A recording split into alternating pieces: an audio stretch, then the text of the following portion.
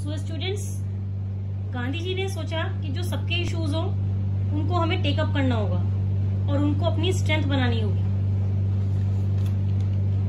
Every person, everybody, a large number of people will support them. तो उन्होंने 31 जनवरी 1930 को गांधी जी ने वाइसरॉय इरविन को एक लेटर लिखा। अब उस लेटर में क्या था? उस लेटर में उन्होंने 11 डिमांड्स लिखी थी एक्चुअली, जो कि कैसी थी? जनरल डिमांड्स थी, स्पेसिफिक डिमांड्स थी, बेसिकली अलग अलग क्लासेस की थी, फ्रॉम इंडस्ट्रियलिस्ट टू पीजेंट्स। वो हर लोगों की, हर कम्युनिटी की काइंड ऑफ इन्होंने डिमांड्स इस तरीके की लिखी थी जो कि हर लेवल के लिए थी। Now the idea behind this was कि वो वाइड रेंज होनी चाहिए, वाइड कवरेज होनी चाहिए। ऐसा नहीं किसी को भी लगना चाहिए कि भाई हमारी पर्टिकुलर डिमांड्स थी और हमारी डिमांड्स पर तो गांधी जी ने गौर ही नहीं करा। तो अब क्या था? So it had to be wide range. तो गांधी जी ने सोचा इंडियन सोसाइटी के अंदर जितनी भी क्लासेस हैं उन सबके इश्यूज को हमने इसके अंदर मेंशन करना होगा, ताकि यूनाइटेड कैंपेन हो, ताकि किसी को भी ऐसा ना लगे कि हमारे ग्रीवियंसेस एड्रेस ही नहीं हुए। So to have a wide range, to have a wider group of people for joining in the campaign, Gandhi ji had try to cover everything. तो जो सबसे हिला देने वाला इस टाइम पर जो इशू था, that was the abolition of salt tax. Basically हम सबको पता था कि सब नमक तो खाते ही हैं यहाँ पर, कोई बिना नमक का खाना तो खाएगा नहीं। It is still an essential item in the food, तब भी ऐसा ही था। सो चाहे रिच हो, पुअर हो, इंडियन हो, ब्रिटिशर्स हो या कोई भी हो, वो सॉल्ट तो कंज्यूम करता ही है, राइट? तो जो टैक्स था सॉल्ट पर बेसिकली वो देना पड़ता था, salt tax actually. So Britishers ने सॉल्ट प्रोडक्शन की मोनोपोली अपने हाथ में ले रखी थी। Nobody was allowed to produce salt except for the British government. तो गांधी जी ने ये डिक्लेयर करा कि हम ब्रिटिश रूल को अपोज करने के लिए बेसिकली सॉल्ट टैक्स को अबॉलिश कर देंगे। और ये जो लेटर वाइसरॉय को लिखा था, this was like an ultimatum to them, basically एक वार्निंग समझ लो जो उन्होंने लिखी थी कि अगर डिमांड्स 11 मार्च तक पूरी नहीं की गई, कब तक? 11 ऑफ मार्च तक अगर ये डिमांड्स पूरी नहीं हुई तो गांधी जी क्या लॉन्च कर देंगे? He launch the civil disobedience movement. Civil disobedience movement इसकी बहुत ज्यादा कवरेज थी एक्चुअली। गांधी जी ने बोला कि नहीं तो तुम हमारी बात मानोगे, हमारी डिमांड पूरी करोगे, अगर आपने हमारी डिमांड पूरी नहीं करी तो हम एक और मूवमेंट को लॉन्च कर देंगे। क्लियर? अब वाइसरॉय ने बिल्कुल clearly he had not to pay the lead, उसने नेगोशिएशन करने की कोशिश ही नहीं करी, and he was unwilling to any kind of negotiation with the Gandhi ji. तो अब गांधी जी ने क्या किया? गांधी जी ने सॉल्ट मार्च शुरू कर दी। गांधी जी ने अपने 78 वॉलंटियर्स के साथ, इट मीन्स 78 वॉलंटियर्स के साथ उन्होंने शुरू कर दी थी salt march. Sabarmati, we all know Gandhi ji एक आश्रम में रहते थे, that was the Sabarmati in Gujarat to Dandi. Basically Dandi is the coast line of Gujarat. उन्होंने मार्च शुरू कर दी। टोटल डिस्टेंस जो था डेट वाज अप्रोक्सीमेटली 240 माइल्स। तो उनको लगभग 24 दिन लगे इसे पूरे डिस्टेंस को कवर करने के लिए। तो इस हिसाब से वो हर दिन 10 माइल्स चलते थे। They cover the distance in 24 days.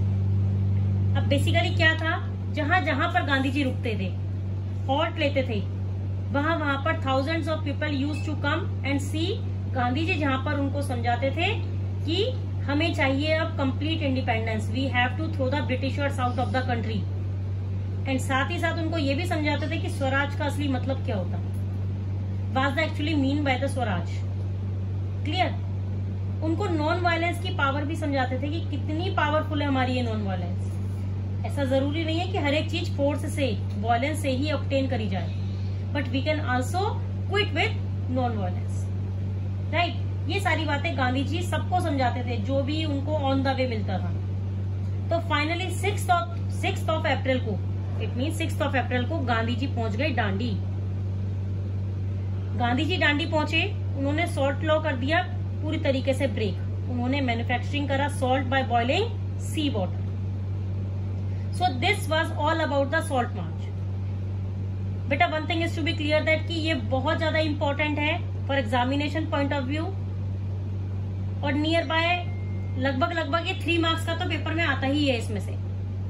So now moving ahead to the next point और to the next topic. So firstly students tell me, start करने से पहले मुझे आप एक क्वेश्चन का आंसर दीजिए कि देखो हमने 2 मूवमेंट्स के बारे में पढ़ा है।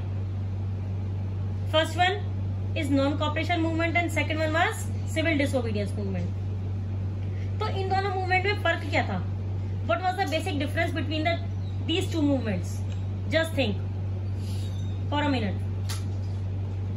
बेसिकली क्या था, जो नॉन कॉपरेशन मूवमेंट था उसमें पीपल्स वर टोल्ड कि भाई ब्रिटिशर्स के साथ हमें बिल्कुल भी कॉपरेट नहीं करना है किसी भी चीज में।